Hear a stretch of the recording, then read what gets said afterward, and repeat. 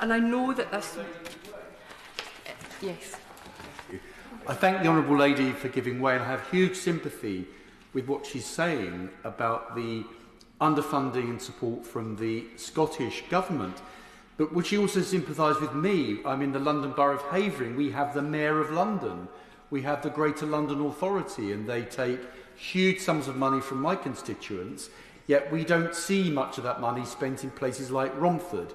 And roads like the A12 and A127, which the Mayor of London through TfL is meant to look after, are often neglected. So there's a common theme about these higher authorities who take money away from our constituents but don't spend it on the people that are paying the costs.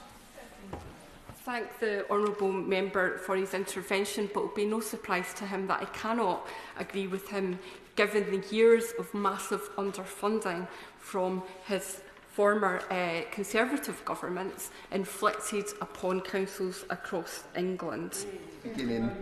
Of course I'll give way. The Honourable Member mentioned we're finally giving tools to mayors. Well, surely he would agree it's better to give funding directly to local councils to spend on their local communities. If you give it to a wider mayor, it gets spent in areas where the mayor has priorities, but it doesn't necessarily go to where the constituents that we represent need the money spent. Thank you for that intervention. I did actually refer specifically to Mayor Ros Jones, who is the leader of the council. She's just called a mayor in that situation, who knows that area specifically in Doncaster. But of course, the devolved mayors also know their area particularly well and work with their area and their constituency to ensure that the money goes to the right places at the right time.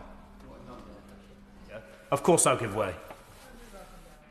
I commend the Honourable Member for what he's saying this evening, and of course the East Midlands are a vital region of our country, but I just would caution him slightly about wanting a regional mayor to take power upwards. In Greater London, our experience is that power at local authorities, as he's saying, is actually better.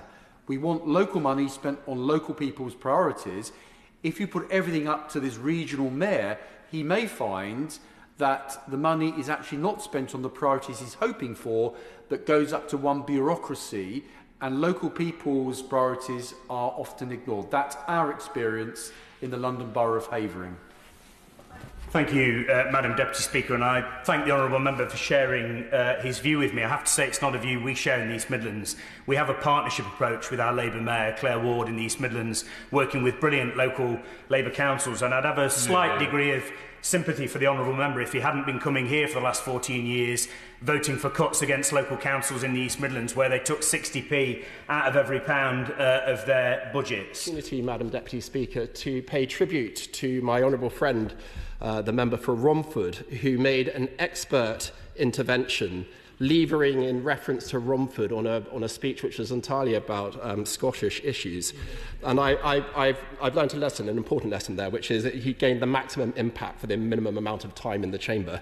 And if only the rest of us had followed his advice. And then